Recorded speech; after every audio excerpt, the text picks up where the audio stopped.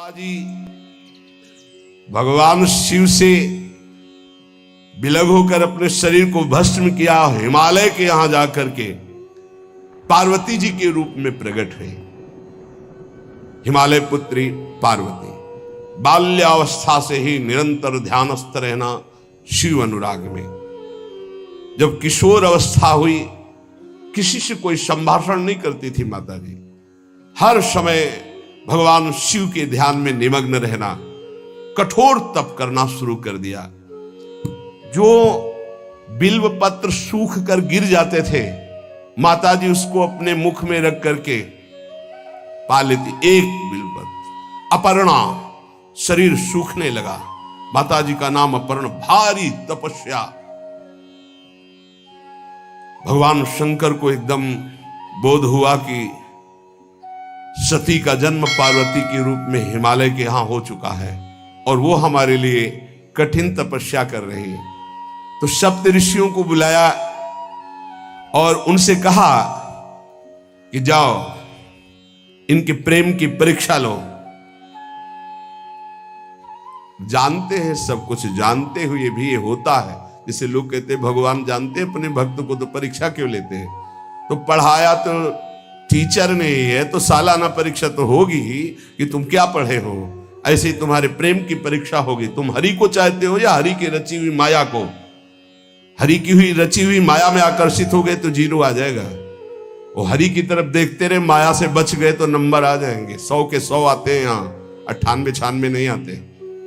2 ही chapter हैं, हरि पसंद कर रहे हो या हरि की माया। हर भक्त के सामने आता है, तो प्रायः लड्डू ही खाने को मिलता है। बचता वही है जो मामे वे प्रपद्यन्ते माया में ताम तरंती थे, केवल हरि।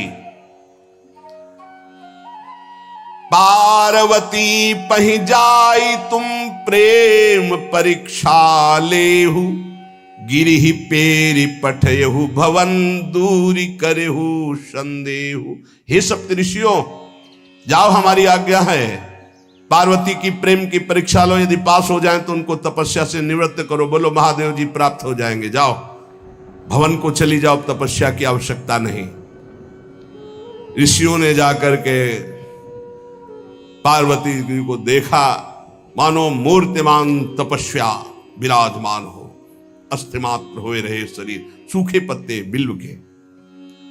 मुनि बोले, हिमांचल नंदिनी, इतना कठोर क्या प्राप्त करना चाहती हो? किसकी आराधना कर रहे हो? तुम्हारा लक्ष्य क्या है? यदि हम सुनने के अधिकारी हों तो आप कृपा करके बता सकती हैं। पार्वती जी ने कहा, मन बड़ा सकुचाता है आपसे बताने में। आप लोग कहीं मेरी हंसी ना उड़ा दें जो मेरा लक्ष्य है। मैंने भी बहुत सिखाने की कोशिश की, लेकिन मेरा मन नहीं मान रहा, हठ पकड़ लिया है। क्योंकि मेरे गुरुदेव ने मुझे जो आकर के बचपन में बता दिया, मैं वही हृदय से स्वीकार कर ली।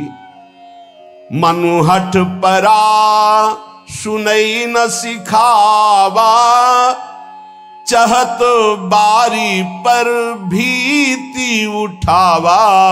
नारद कहा सत्य सोई जाना, बिनु पंखन हम चाहि उड़ाना। मुनियो, वैसे आप भी हंस दोगे। ऐसा लगता है जैसे हम भारी प्रबल धारा में बालू का बांध बनाना चाहती हैं। कहां भगवान शिव और कहां मैं? मेरी गुरुदेव नारद ने बचपन में आकर के कहा, तुम्हारे पति देवाधिदेव महादेव होंगे। बस मैं तब से अपने पति की प्राप्ति की आराधना कर रही हूं। पता नहीं आप मेरी बात सुनकर हंसेंगे कि मानो बिना पंख के मैं आकाश को छूना चाहती हूं। ऋषि हंस पड़े और कहा, बात तो सही है। पर्वत से उत्पन्न हुई हो तो इसलिए तुम्हारी बुद्धि भी हमें लगता है जड़ ही है। नारद के उपदेश से आज तक किसी का घर बसा है? नारद के उपदेश से किसी का घर बसा है? अरे जिस का उपदेश किया उसको बैरागी बना दिया, गृहस्थी तो बनाया नहीं। नारद उपदेश सुनकर किसी का घर बसा हो ऐसा तक प्रमाण नहीं है। देखो दक्ष के पुत्रों को उपदेश किया, 10,000 एक को 1,000 एक, लौट कर नहीं आए, सब बैरागी बन गए। चित्रकेतु को उपदेश किया, घर चौपट हो गया। प्रहलाद जी को उपदेश किया, पूरा हिरण्यकश्यप का नाश हो गया। नारद सीख जे सुनहि नर नारी, अवसी होई तजी भवनु भिखारी।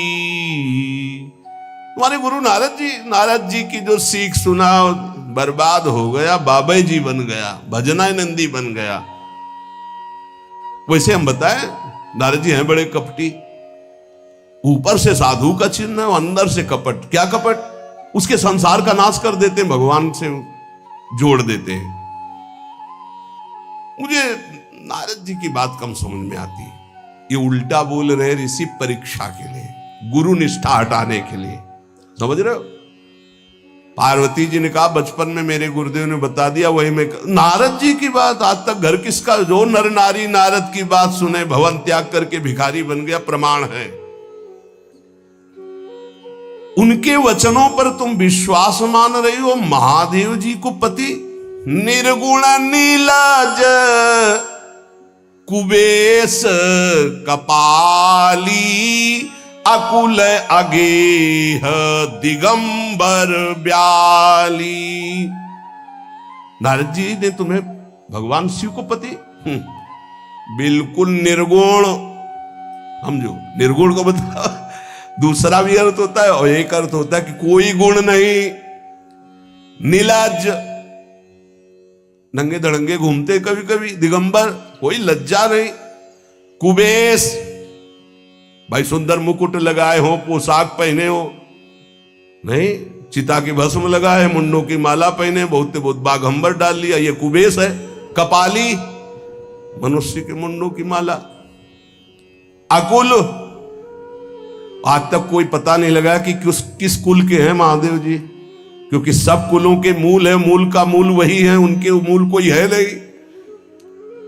अगेह, एक दीवाल नहीं है, 60,000 योजन का एक बरगद का पेड़ है, उसी के नीचे रहते। 60,000 योजन, 1 योजन 4 कोस, 1 कोस 3 किलोमीटर।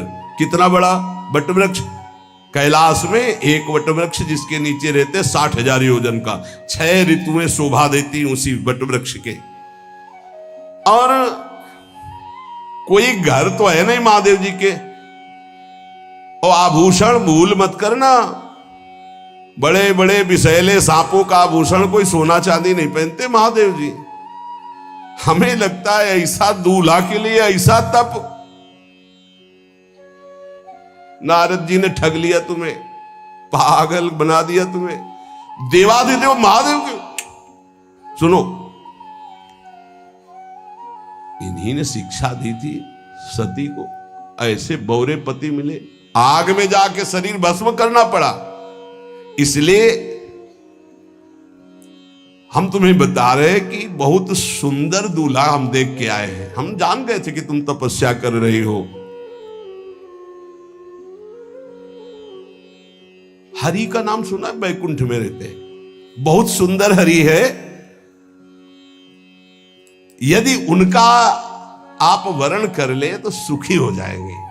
बैकुंठ राजधानी, अब आभूषण उनके क्या कहना, पार्षद सही। ऐसे शिव जो चिता की राख लगाते हैं, सांपों की माला पहनते हैं, मुंडों की माला, सांप का जनेऊ, बाघंबर, हमें तो पसंद नहीं आए। और हमारी बात मान लो, ऐसे के पास स्त्रियां टिक नहीं सकती जिनके घर नहीं, आभूषण नहीं, धन नहीं, कोई भोग सामग्री नहीं, उदासीन, उनको किसी से मतलब नहीं। तो सुनो, हमारा विचार स्वीकार कर लो। अति सुंदर सुचि सुखद सुशीला,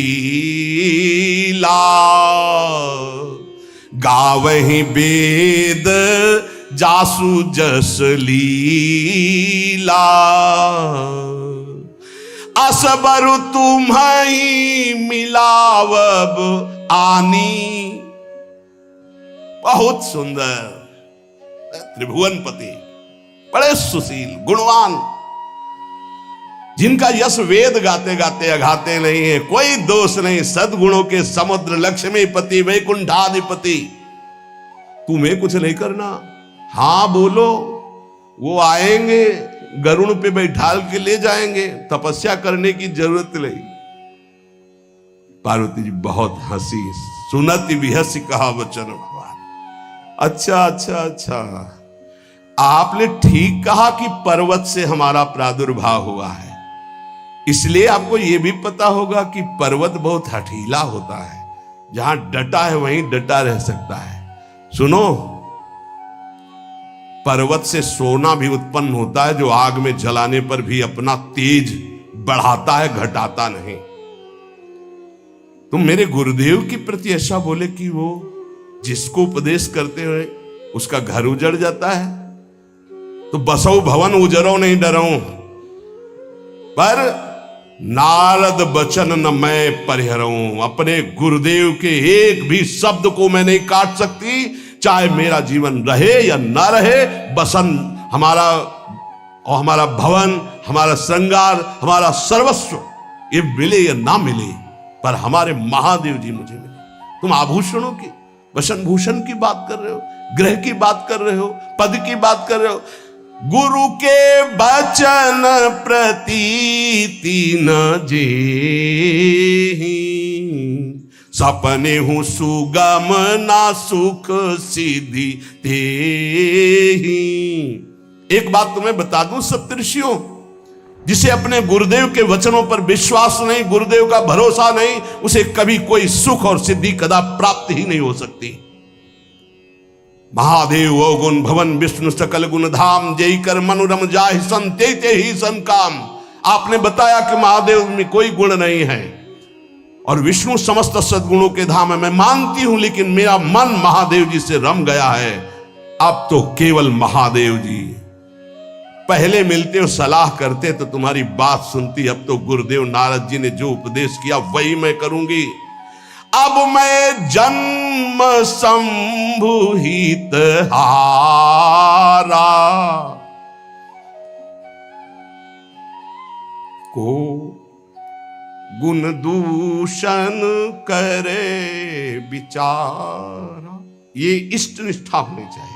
अब तो हमारा जन्म आराध्य देव के लिए, अब कौन गुण दोष का चिंतन करे। जन्म कोटि लग रगर हमारी, बरऊं शंभुनता रहूं कुमारी। करोड़ जन्म लूंगी, अगर इस जन्म में महादेव जी ने मिले तो करोड़ जन्म लूंगी, हर जन्म तप करूंगी, पर हमारे प्रीतम होंगे महादेव, पति होंगे महादेव। तजऊ न नारद कर उपदेशु,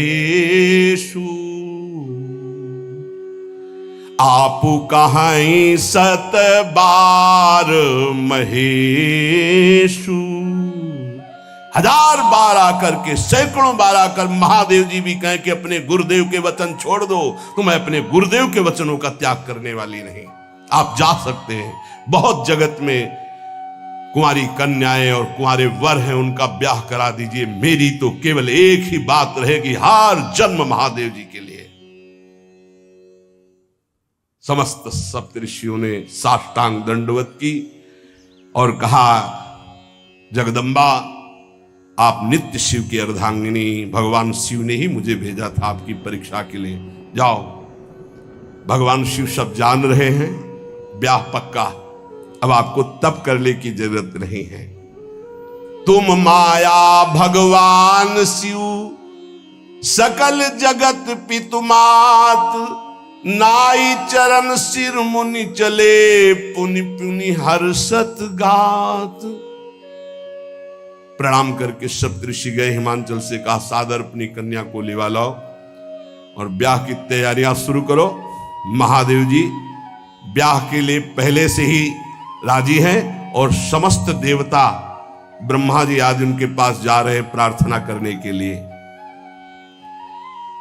इधर जब पार्वती जी को लेकर हिमालय अपने घर पे आते हैं, तब भगवान विष्णु, समस्त देवता, ब्रह्मा जी कैलाश पहुंचे, जहां भगवान शिव विराजमान थे। सबने स्तवन किया और कहा, प्रभु बहुत दिन से एक लालसा है, सकल सुरन के हृदय शंकर परम उछाहु, निज नैनन देखा चाहे नाथ तुम्हार विवाह।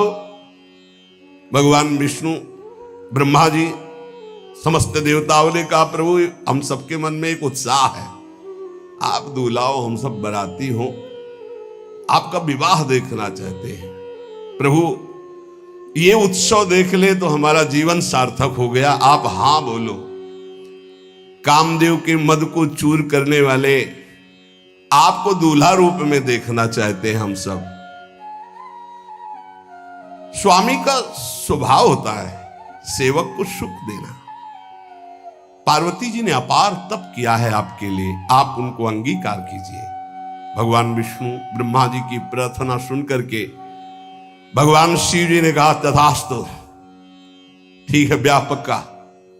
देवताओं ने नगाड़े बजाए, फूलों की वर्षा होने लगी, देवाधिदेव महादेव की जय के नारे कैलाश में गूंजने लगे।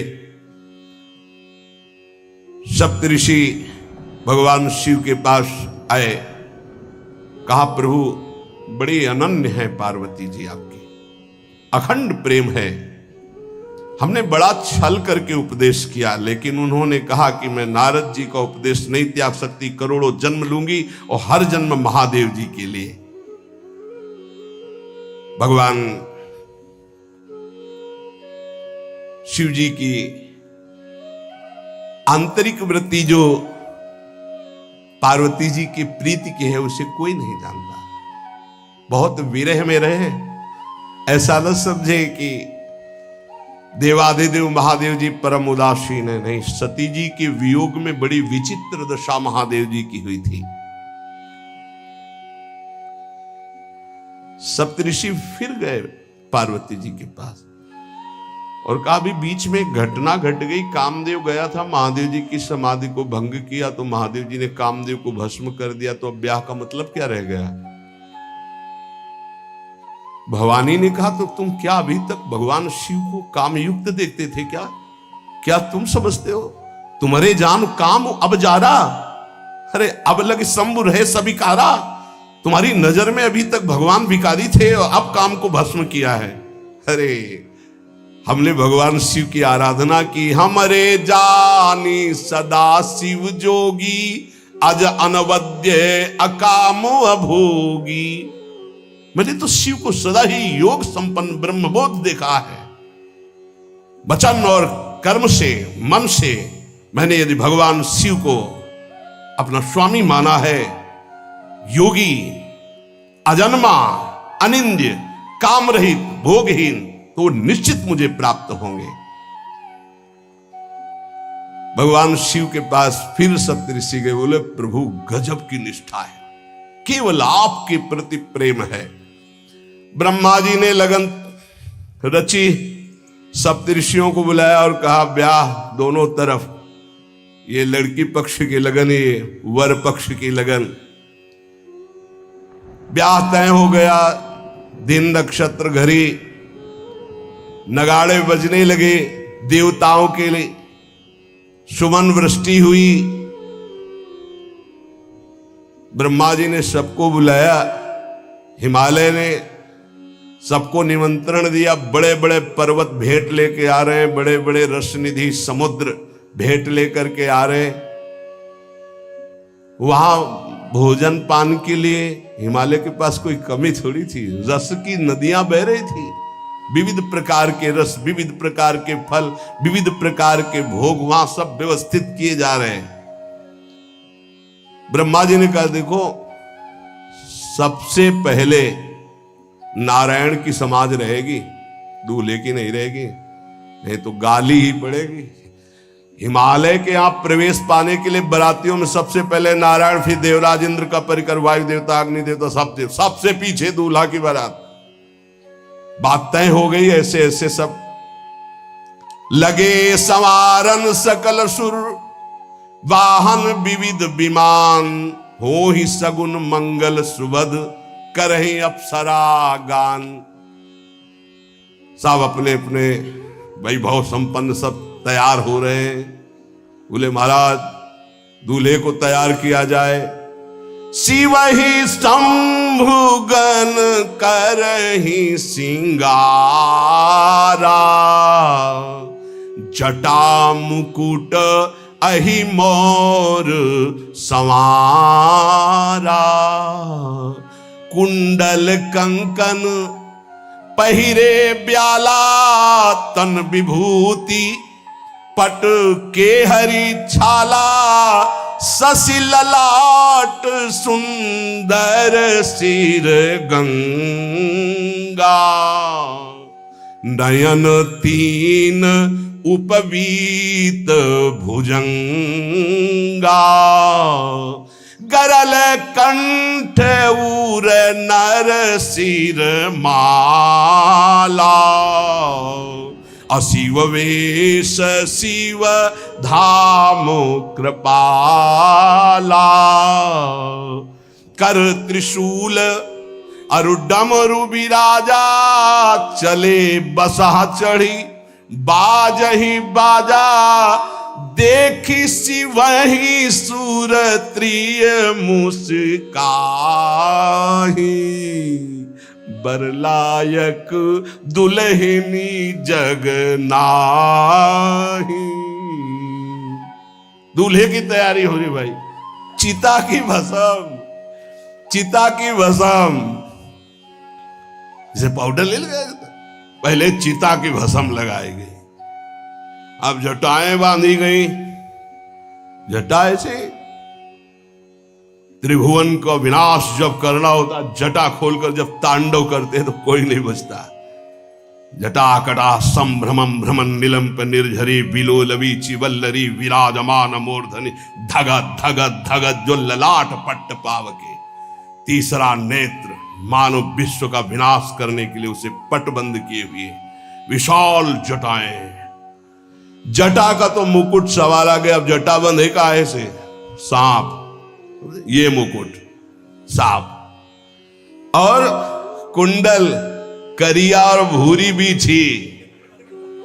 हाँ, सोने चांदी के लिए डंक मार दे तो बेहोश हो जाओ ऐसे। पहिरे ब्याला, बाजूबंद छोटे फण वाले है। कोई पनिहा, कोई दुमहा ऐसे। और ऐसे जनेऊ वासुकी नाग, गले के माला भगवान का विभूत ऐसा स्वरूप है। और शेर की छाल नीचे। शशि ललाट, द्वितीया का चंद्र।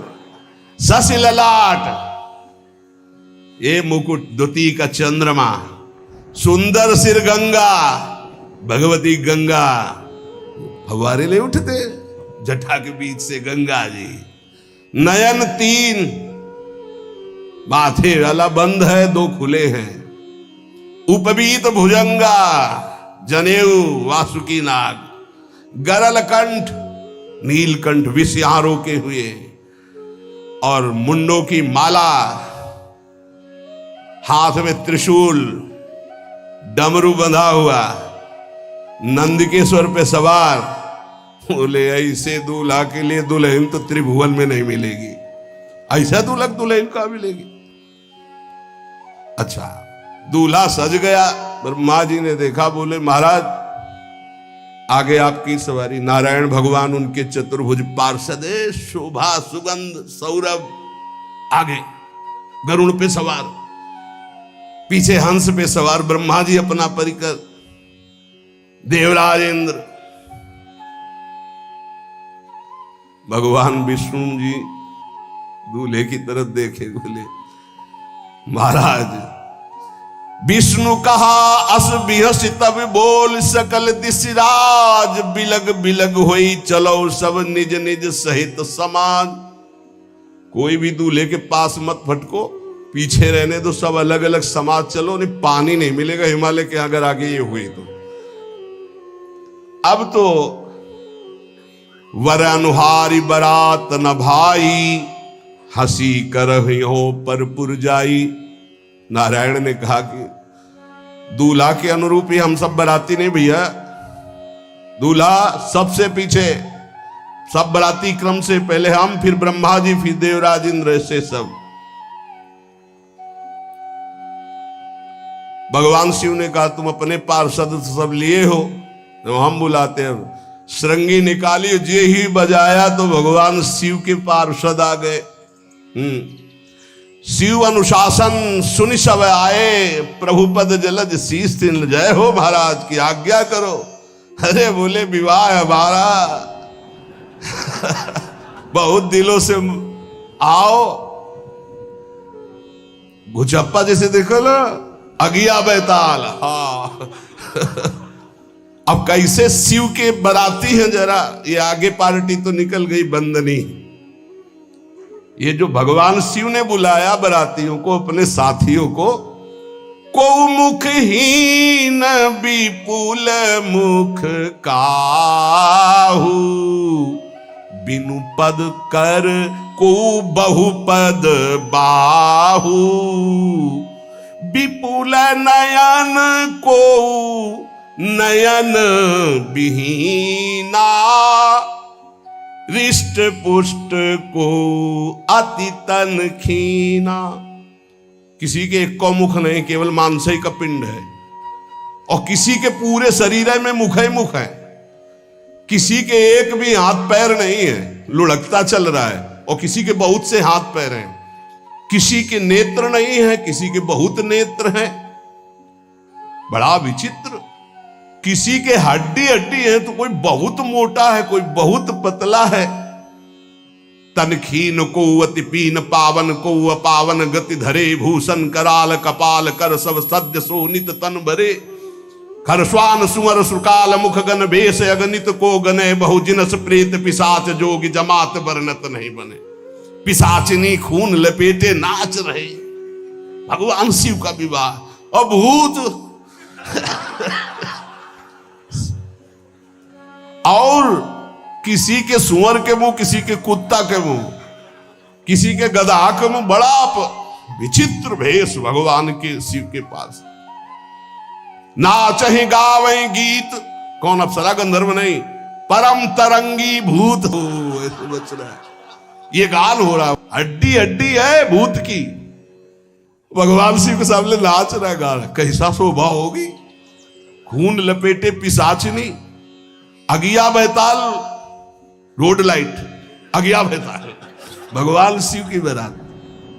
भूत प्रेत बड़े मौजियल, स्वामी का विवाह हो रहा है, खूब छिड़क कर नाच रहे, देख ले तो मूर्छा आ जाए।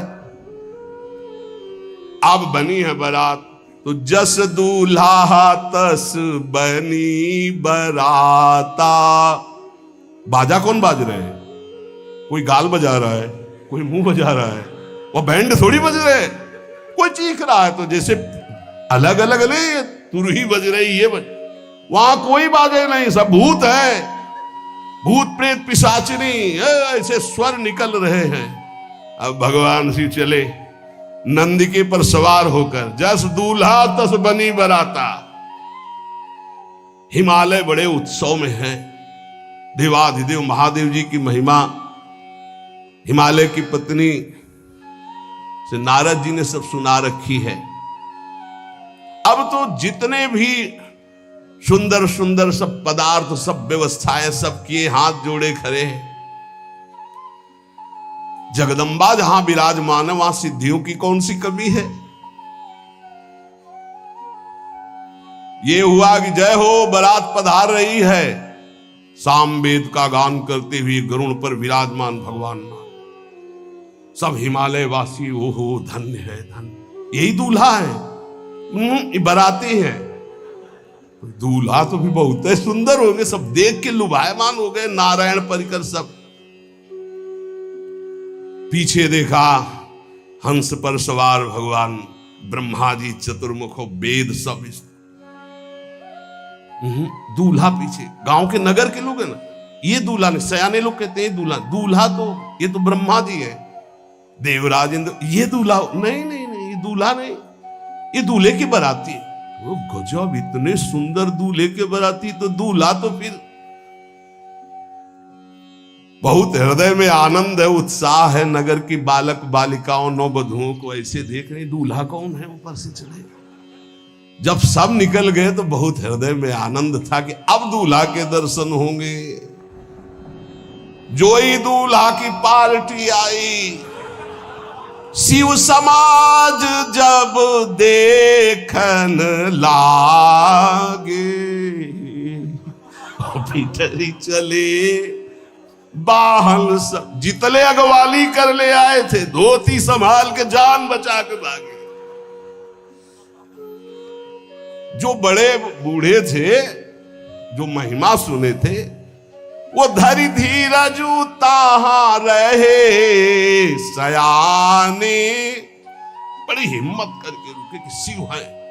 लेकिन जो नौजवान बालिकाएं, बूढ़ी नौबहुएं, ये को वहां मंगलाचार में नहीं टिकी, सब अगवानी पे भाग पड़ी। धीरज धर करके बालक घर में पहुंचते, जवान पहुंचते, बहुएं, क्या बात है, तुम लोग भयभीत क्यों हो गए? कोई घटना घटी क्या ब्याह में? कहीं काह कही जाई न बाता, ये जमकर धार की धो बरियाता। बारात है, यमराज की पूरी सेना आ गई है। भैया दूल्हा देखा कैसा? बोले बरु बौराह बसह असवारा, ब्याल कपाल विभूषण छारा। देखा है दूल्हा? बरु बौराह, बावरा है। क्यों? बैल पे सवार है, सांप की माला पहने, भस्म चिता की लगाए, मुंडों की माला। अरे पूछो मत, ऐसा दूल्हा। दूल्हे के शरीर तन छार ब्याल कपाल भूषण नगन जटिल भयंकरा, संगभूत प्रेत पिशाच जोगिल बिकट मुख रजनी चरा। जी के लौट के बता रहे, भाग्य मनाओ, जो जियत रहा है बारात देखत, पुण्य बढ़ते ही कर सही। जिंदा लौट आए, बड़े पुण्य समझो। जो बारात देख ले और जिंदा रह जाए, बड़े भाग्य तिनके। देखी सो उमा विवाह घर घर बात सब लड़िकन। सबने कहा कि अगर दूल्हा को बाराती को देख के जिंदा रह जाए तो विवाह देख पावेगा, मतलब जिंदा नहीं रहेगा। जो बड़े बुजुर्ग थे वो समझा रहे, देखो भगवान शिव हैं, ये उनकी समाज है। सबको वास दिलाया गया। अब आरती करने के लिए, सुमंगल गाने के लिए नवीन नवीन स्त्रियां पार्वती जी की माता के साथ आ रही। मैना सोने की थाल है, बड़ा आनंद है। दूल्हा का प्रथम दर्शन और आरती लेके जे ही देखा दूल्हा को, यही दूल्हा है।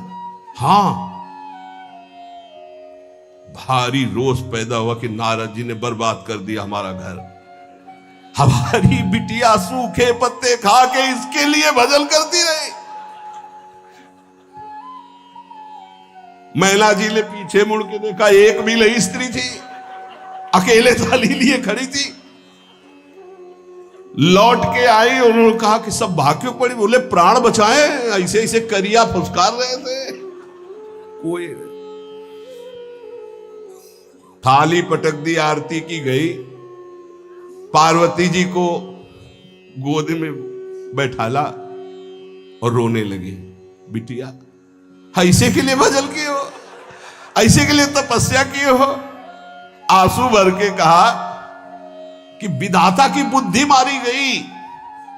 जिसने तुम्हारी जैसी सुंदर कन्या, वो ऐसा बावरा दूल्हा, ये संयोग रचा है। बुद्धि खराब हो गई ब्रह्मा की। कसकीन बरु बौराह विधि जय तुम्हें सुंदरता। त्रिपुर सुंदरी भगवती पार्वती जी।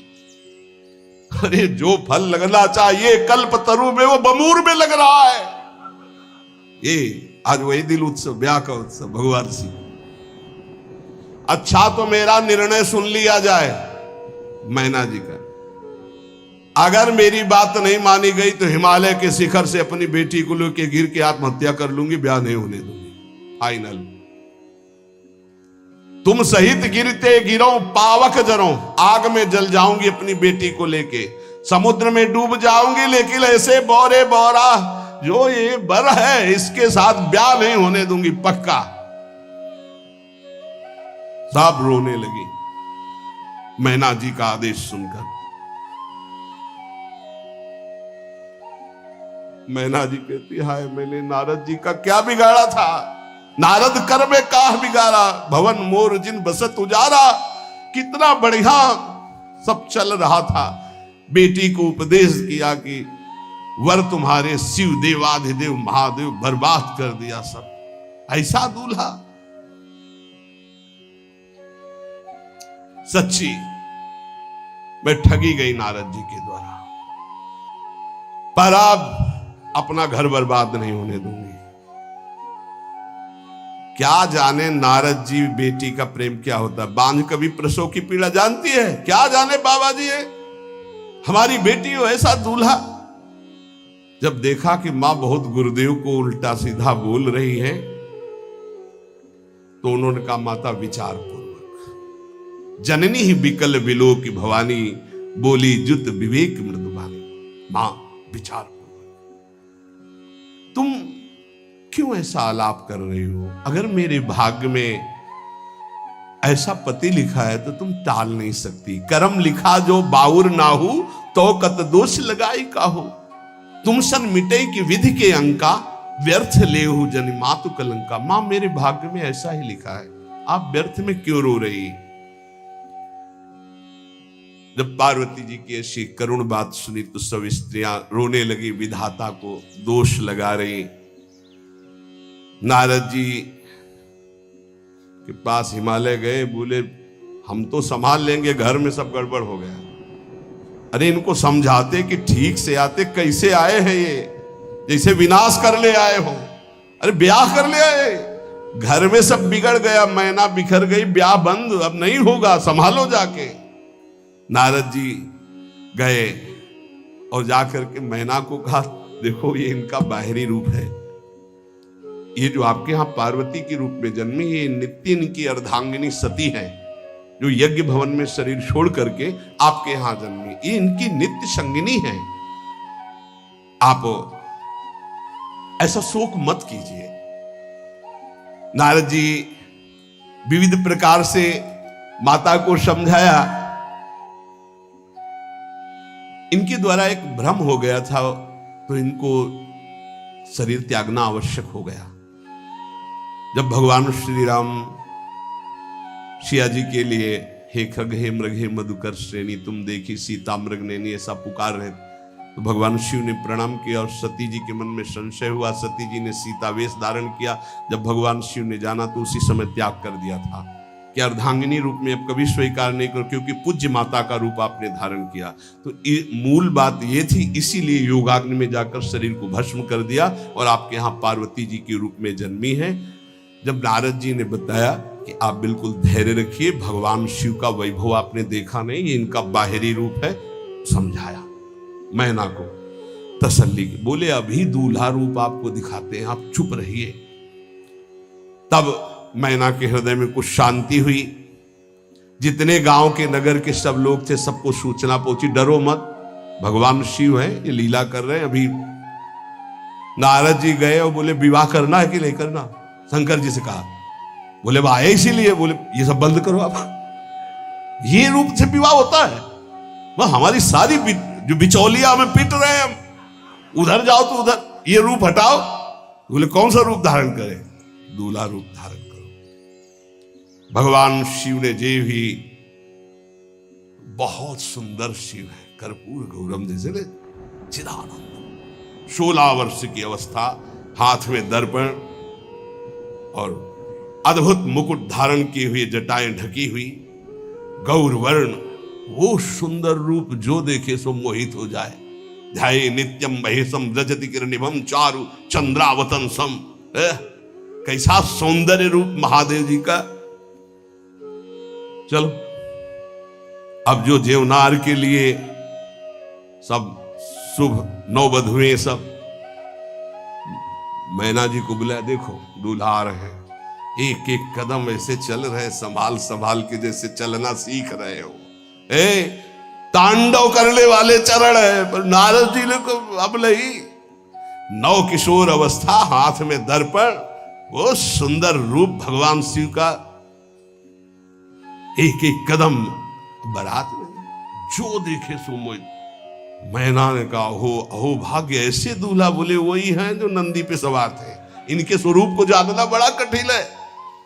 अब जो सुंदर जेवनार हुई बरातियों के साथ भगवान शंकर की बड़े मधुर गीत गाए जा रहे हैं। मुनियों ने फिर हिमवान को लगन पत्रिका सुनाई। विवाह का ठीक समय देख करके समस्त देवता और वेद स्वयं मूर्तिमान होकर वेद उच्चारण कर रहे हैं। भगवान शिव का पाणी ग्रहण संस्कार हो रहा है।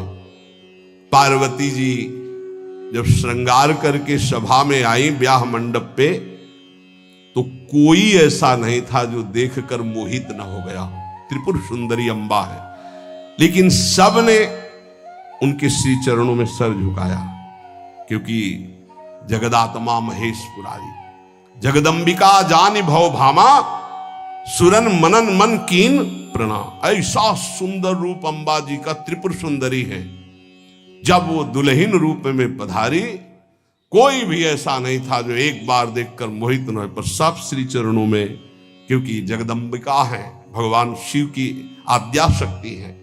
सुंदरता मर्जाद भवानी, जाय न कोटि बदन बखानी। करोड़ों मुखों से यदि वर्णन हो तो इस समय जो पार्वती जी का सुंदर रूप है, नव किशोरी और दुल्हन रूप, पार्श्व में बैठे अत्यंत सुकुमार, कपूर और चांदी की तरह गौर वर्ण, एकदम तेजोमय, विशाल नेत्र, स्वर्ण आदि के आभूषण, कहीं कोई एक बिच्छू सर्प कुछ नहीं, बिल्कुल नव किशोर राजकुमार स्वरूप भगवान शिव। पार्वती का मन रूपी भौरा शिव जी के रूप को देखकर लुभायमान हो रहा है। आज्ञा भई, ब्याह प्रारंभ हो। आश्चर्य की बात, गणेश जी का पूजन सबसे शुरू हुआ। लियो, मुनि अनुशासन गणपति पूजे शंभु भवानी, गणानान्त्वा गणपति ग्वंघवामहे प्रियानान्त्वा प्रिय। लियो, बोले गणेश जी और पार्वती जी के मतलब पुत्र का भावातल कि वो जो उट्टल लगा रही थी उसी से ये आदि गणेश है, ये आद्य गणेश है। जैसे आदि ब्रह्म, जैसे आदि ब्रह्म स्वरूप ये गणेश है। भगवान शिव और पार्वती जी ने प्रथम गणपति पूजन किया। मुनि अनुशासन गणपति पूजे शंभु भवानी, को सुनि संशय करे जनी। ये अनादि जी जान, कोई संशय मत करना कि वो पुत्र है जो पार्वती जी से प्रकट हुए। बोले नहीं, ये अनादि गणपति का पूजन हो रहा है, जो ब्रह्म गणपति है। जस विवाह कै विधि श्रुति गाई, महामुनिन सो सब करवाई। गही गिरीश कुश कन्या पानी, भवई समर्पी जानी भवानी। पाणी ग्रहण संस्कार किया, कन्यादान। ये बहुत बड़ा गृहस्थ धर्म में परम पावन है। देखो, जो हमारी पूर्व धर्म मर्यादा की संस्कृति कितनी पावन संस्कृति है, जिसको आज हम भूलते चले जा रहे हैं, मनमानी आचरण करते चले जा रहे हैं। इसलिए गृहस्थ भी सुखमय नहीं रह गया है। गृहस्थ अगर धर्म के अनुसार हो तो उसको परम पद की प्राप्ति होती, परम मंगल होता है। बहुत ये जो हमारी धर्म मर्यादा है बहुत सुख देने वाली है, लेकिन इसका प्रतिदिन उल्लंघन ही होता जा रहा है। न माता से मतलब, न पिता से मतलब, मनमानी आचरणों से मतलब, जो मन जैसे आवे वैसे बहे, ये हमारी धर्म मर्यादा। देखो स्वयं भगवान कैसी मर्यादा है, पानी ग्रहण कर रहे, कुछ जल मंत्र, ब्रह्म ऋषि साक्षी, फिर पानी ग्रहण। पानी ग्रहण जब कीन महेशा, ये हर से तब सकल सुरेशा। वेद मंत्र मुनि बर उच्चरहि, जय जय जय शंकर सुर करहि। बाजहि बाजन विविध विधाना, सुमन वृष्टि नभ भय विधि नाना। जिस समय पाणी ग्रहण भगवान देवादिदेव महादेव रंबा पार्वती का हुआ, समस्त देवता मुनिगण वेद मंत्र उच्चारण करते हुए जय हो जय हो जय हो, विविध बाजे बज रहे, पुष्पों की वर्षा हो रही। हर गिरजा कर भयउ विबाहु, सकल भुवन भरी रहा उछाहु। भगवान शिव और पार्वती जी का विवाह संपन्न हुआ। बहुत कुछ श्री चरणों में भेंट रख करके हिमांचल ने प्रार्थना की, प्रभु आप तो कृपा के समुद्र हैं, अगर मेरी पुत्री से कभी कोई गलती हो जाए तो क्षमा करना। नाथ मामम प्रांशम ग्रह किंकरी करेहु, क्षमेउ सकल अपराध हुई प्रसन्न वरुदेव। हे शिव, आपसे एक ही प्रार्थना है, मेरी पुत्री अबोध है, कभी कोई गलती कर दे तो हे नाथ मैं क्षमा चाहता हूं, मेरी पुत्री से कभी आप रुष्ट मत होना। बहुत प्रकार से भगवान शिव ने उनको आशीष दिया, ढांढस बंधाया। फिर भगवान शिव और उमा आनंद पूर्वक कैलाश पधारे। चरित सिंधु गिरजा रमन, वेद न पावहि पारु। बरने तुलसी दास किमि, अतिमति मंद गवा। कह रहे भगवान शिव की महिमा को तो वेद नहीं पार पा सकते। गोस्वामी तुलसीदास जी कह रहे मैं भला उस महिमा को कैसे गा सकता हूं, मैं तो गवार बुद्धि का हूं। भगवान शिव और माता पार्वती जी आज भी अब भी कैलाश में विराजमान है। हर गिरजा विहार नित नयऊ, यही विधि विपुल काल चली गए।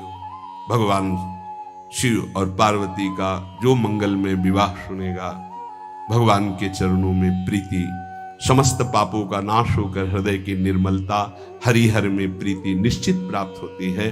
क्योंकि ये परम वैष्णवाचार, परम बोध संपन्न जगत गुरु भगवान शिव की लीला हृदय के अहंकार को मिटाती है।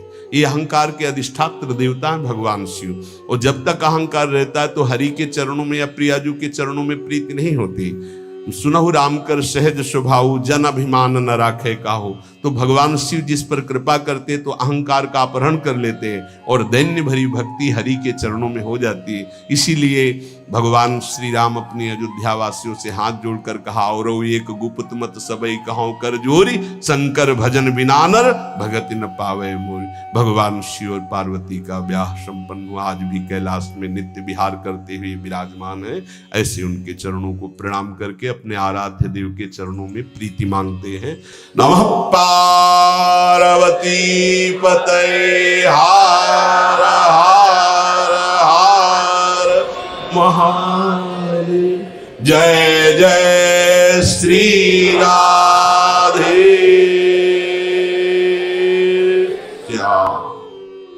वीडियो देखने के लिए धन्यवाद। अगर आप भी प्रेमानंद महाराज जी के सच्चे भक्त हैं, तो चैनल को सब्सक्राइब करें और बेल आइकॉन को दबा दें, जिससे अगली बार महाराज जी की वीडियो सबसे पहले आप तक पहुंचे।